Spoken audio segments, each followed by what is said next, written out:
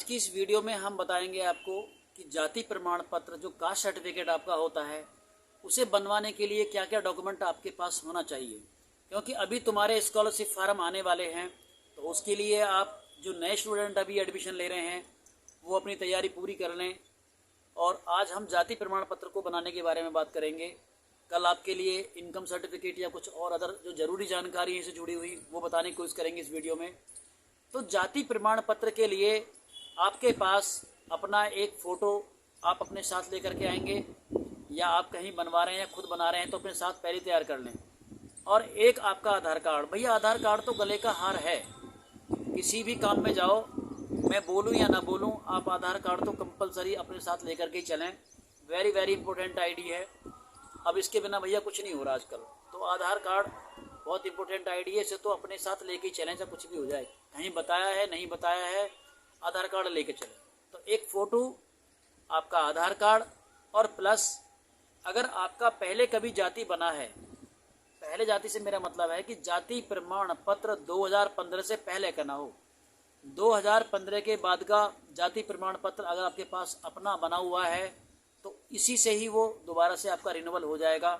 तो एक फ़ोटो आपका, एक आधार कार्ड, और पुराना अगर जाति प्रमाण पत्र है आपके पास तो आप उसे साथ लेकर के आएंगे। इससे आपका बड़ी आसानी से नया कास्ट सर्टिफिकेट बन जाएगा।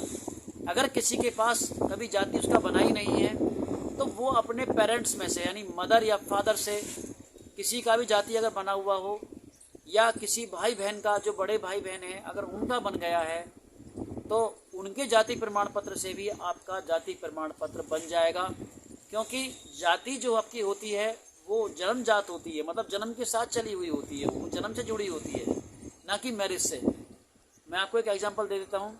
मानिए कि कोई जनरल कैटेगरी का कोई जेंट्स है और वो किसी एससी या ओबीसी जो लड़की है उससे वो शादी कर लेता है, तो उस जेंट्स की जो कैटेगरी है वो एससी नहीं होगी, वो जनरल कैटेगरी किसे माना जाएगा। वो आप दोबारा सुन लीजिए इस बात को।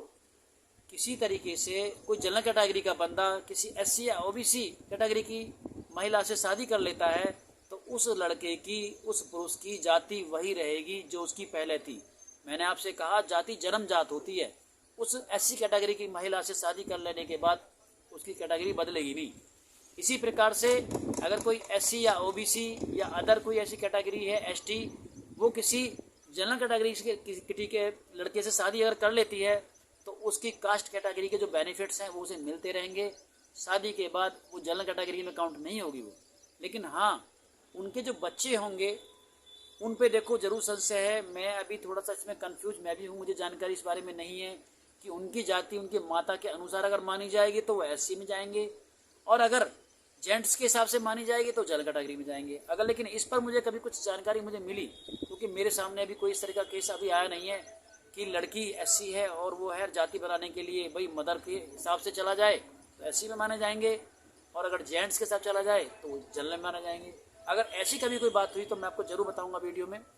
तो हम बात कर रहे थे कि जाति जन्म जात होती है, और अगर आपके पिता, माता, भाई, बहन किसी का भी घर में 2015 के बाद का जाति प्रमाण पत्र बना हुआ हो, उसे आप अपने डॉक्यूमेंट के साथ अप्लाई करेंगे तो उससे आपका जाति प्रमाण पत्र निश्चित बन जाएगा।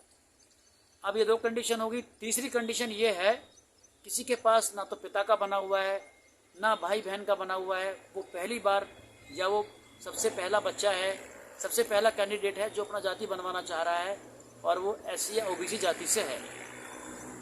तो अगर आप गांव से हैं, आप किसी विलेज एरिया से हैं, तो गांव में जो हमारे जो ग्राम प्रधान होते हैं वो हमारे जनप्रतिनिधि कहलाते हैं। मतलब जनप्रतिनिधि का मतलब होता है कि हम उन्हें वोट देते हैं और उन्हें चुनते हैं कि आप हमारे गांव के प्रधान हो।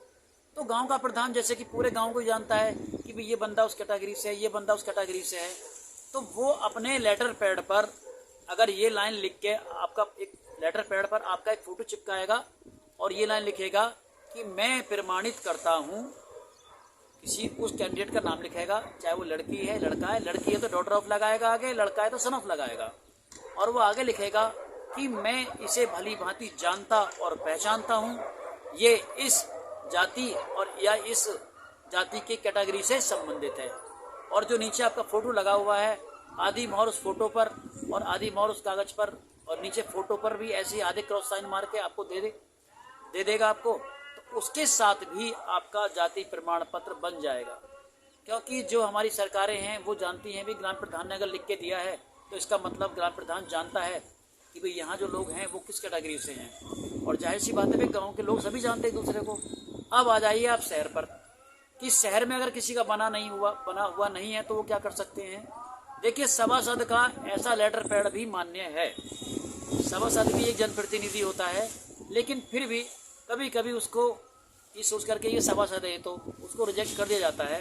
लेकिन जो आपके एरिया के विधायक हैं शहर में, जो आपके एरिया के विधायक हैं, अगर वो अपना लेटर पैड पर इस तरह का कॉन्सेप्ट लिख करके कि मैं प्रमाणित करता हूँ कैंडिडेट का नाम, उसका सन ऑफ या लड़की है तो डॉटर ऑफ, और उसका पता, और ये लिख देते हैं अगर वो कि मैं इसे भली भांति जानता और पहचानता हूँ, ये इस जाति से संबंधित है या इस जाति से है ये, और ऐसे ही फोटो पर आदि मोहर, फोटो पर आदि कागज पर और शाइन मार के आपको दे देते हैं, तो उससे आपका काम निश्चित आपका हो जाएगा।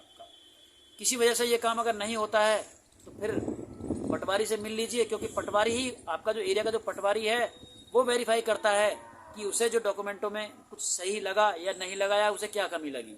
कई बार पटवारी भी भाई मनी के चक्कर में डोलते हैं, क्योंकि भैया गवर्नमेंट हमारी बहुत कोशिश कर रही है, बहुत प्रयास कर रही है हमारी सरकारें, लेकिन जो है रिश्वत नहीं जाएगी। रिश्वत पहले भी चल रही थी और आज भी चल रही है, तो इससे तो छुटकारा शायद मुश्किल ही मिलेगा हम लोगों को, क्योंकि ये तो एक नैतिकता का क्वेश्चन है, ना कि ईमानदारी का। तो मुझे उम्मीद है कि ये वीडियो आपको जरूर पसंद आई होगी। आपको जो जानकारी मिली होंगी वो मैंने आपको, जो मुझे पता था अब तक, हम खुद भी बनाते हैं कास्ट सर्टिफिकेट, उसी के अनुसार मैंने आपको बताया है।